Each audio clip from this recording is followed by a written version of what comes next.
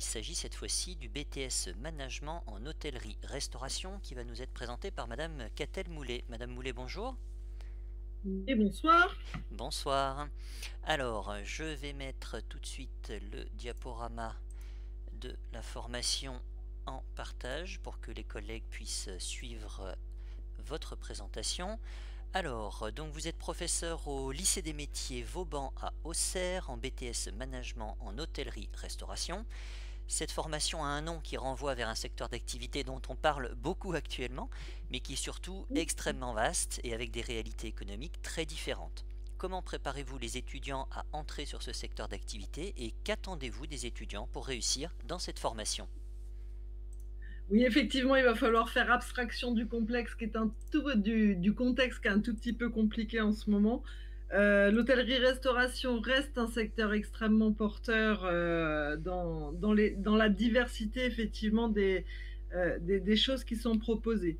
C'est plus d'1 million de personnes, c'est une demande qui est toujours constante et les opportunités de carrière ne manquent pas. Le BTS MHR est un BTS qui a été rénové il y a 2 ans. Il est souvent beaucoup plus connu sous le nom de BTS Hôtellerie-Restauration, mais il a été rénové il y a 2 ans. Je vais changer de diapositive. Moi, je ne les vois pas, les diapositives, en revanche. Je ne sais pas si c'est normal. Alors, Je vais les avoir, je vais les commenter sans les voir.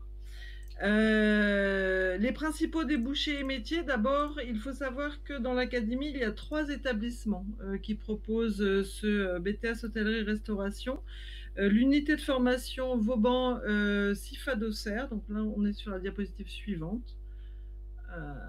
Voilà, donc l'unité de formation Vauban CIFA d'Auxerre, le lycée Le Castel à Dijon et Sainte-Bénigne à Dijon aussi. Les 3 établissements le proposent sous statut scolaire et le proposent aussi en apprentissage. Ce BTS se découpe de la façon suivante. Les principaux débouchés et métiers sont sur 3 secteurs différents. L'option A, après une année commune, l'option A va préparer à tout ce qui est les métiers du service.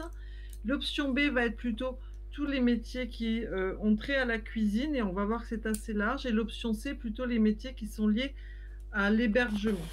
On ne va pas parler ici de gens qui sont cuisiniers, serveurs ou maîtres d'hôtel, ou gouvernants. On va être sur des gens que l'on va préparer aux fonctions d'encadrement. Beaucoup de bacheliers, notamment issus des filières STMG ou générales, ont tendance à penser qu'ils ne peuvent pas accéder à ce BTS sans recourir d'abord à une manne mise à niveau. Effectivement, classique, faire une manne. Toutefois, que ce soit à Vauban ou à Dijon, il est possible de faire une manne intégrée. C'est-à-dire qu'on propose la possibilité pour les élèves les plus motivés, issus de bac STG, STMG ou de bac généraux, de faire leur mise à niveau en même temps que leur première année de BTS.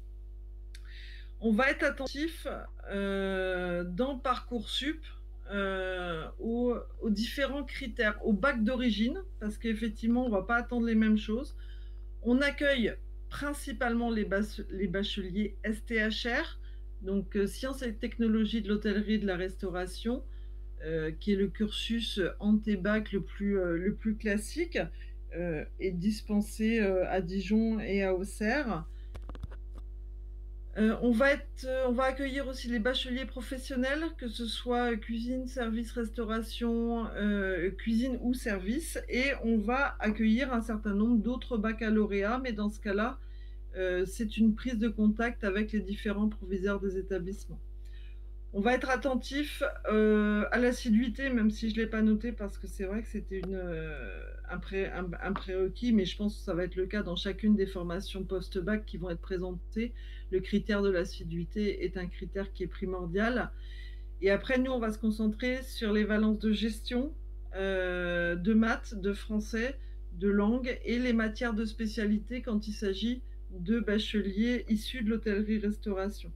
Pour les bacheliers qui ne sont pas issus de l'hôtellerie-restauration, on aura tendance à leur proposer d'aller faire un stage avant de se lancer dans ce domaine. La formation, elle est vraiment organisée en 2 temps. La première année qui est sur l'enseignement général et la découverte des différentes valences de l'hôtellerie-restauration. Il faut savoir que sur un BTS hôtellerie-restauration, en première année, il y a, si on compte la mercatique, la gestion, le droit et l'économie, on est à presque 15 heures d'enseignement liés au domaine de l'économie-gestion. La spécialisation n'intervient qu'en fin de première année, où les jeunes choisiront là, à ce moment-là, la restauration, la cuisine et l'hébergement, ou l'hébergement, après avoir réalisé un stage de 12 à 16 semaines consécutives, positionné en fin de première année, la plupart du temps. L'avantage, c'est que c'est un stage long, c'est que ça permet de partir à l'étranger si les étudiants le souhaitent, accompagnés par des dispositifs de l'académie type Erasmus ou Dynastage. Alors, en ce moment et l'année dernière, on va pas se mentir, c'est pas comme ça que ça s'est passé, mais normalement, c'est le fonctionnement habituel du BTS. Sur la diapositive suivante, vous voyez qu'en fin de première année, les jeunes vont choisir de partir sur l'option A, donc le management d'une unité de restauration, où on va être plutôt orienté vers les techniques commerciales dans le secteur de la restauration. On va être plutôt sur des métiers liés à la salle, responsable de salle, directeur de restaurant, directeur de restauration, et bien entendu les métiers techniques aussi, maître d'hôtel, premier maître d'hôtel, chef de rang, chef sommelier, sommelier ou bar. Dans l'option B, en fin de deuxième année, les jeunes vont s'orienter vers les métiers de management d'une unité de production culinaire, orientés vers la nutrition, l'hygiène, mais aussi la diététique et la réalisation de menus. C'est là qu'on va retrouver des postes comme chef de cuisine, seconde cuisine, chef de partie pour les parties techniques, aussi pâtissier, mais des métiers auxquels on pense moins, comme économe, ou dans les domaines de la restauration collective, on peut être sur des chefs gérants, chefs de production, chefs d'équipe. On va avoir pas simplement l'image qu'on peut avoir d'un restaurant gastronomique classique. Cela ouvre bien d'autres perspectives. Pour l'option C, management d'unité d'hébergement, on va s'orienter vers les activités de réservation d'accueil et de suivi de séjour, donc plutôt les hôtels ou les hébergements de loisirs. Secteur en plein développement, les hébergements de loisirs en ce moment. Chef de réception, réceptionniste, mais aussi directeur de l'hébergement, Yield Manager, Cost Controller, où là aussi on va être sur des valences de gestion qui vont être très très fortes. Le profil des étudiants qui sont attendus dans cette formation, la première des choses, c'est dans les compétences, ça va être le goût du service. L'hôtellerie-restauration est avant tout un métier de service, que l'on soit face client ou dans une cuisine ou derrière un desk de réception. La mission est de s'assurer que les clients vont passer un bon moment. Donc d'abord, c'est vraiment le goût du service à la clientèle. Ensuite, ça va être la sensibilité culturelle, selon les endroits où l'on va être, selon la clientèle que l'on va avoir en face, selon sa culture d'origine, on va devoir s'adapter.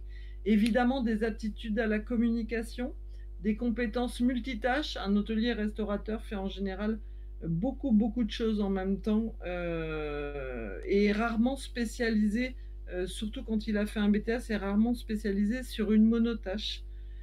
Le goût du travail, je pense que tout le monde sait à quel point c'est un métier qui peut être exigeant en termes d'horaire de travail, de week-end, de vacances. C'est donc avant tout le goût du travail. Des compétences linguistiques, notamment pour ceux qui se dirigeront vers les options A et les options C. Ce n'est pas un prérequis sur Parcoursup, parce qu'on sait que certains de nos bacheliers professionnels n'ont pas forcément cette deuxième langue.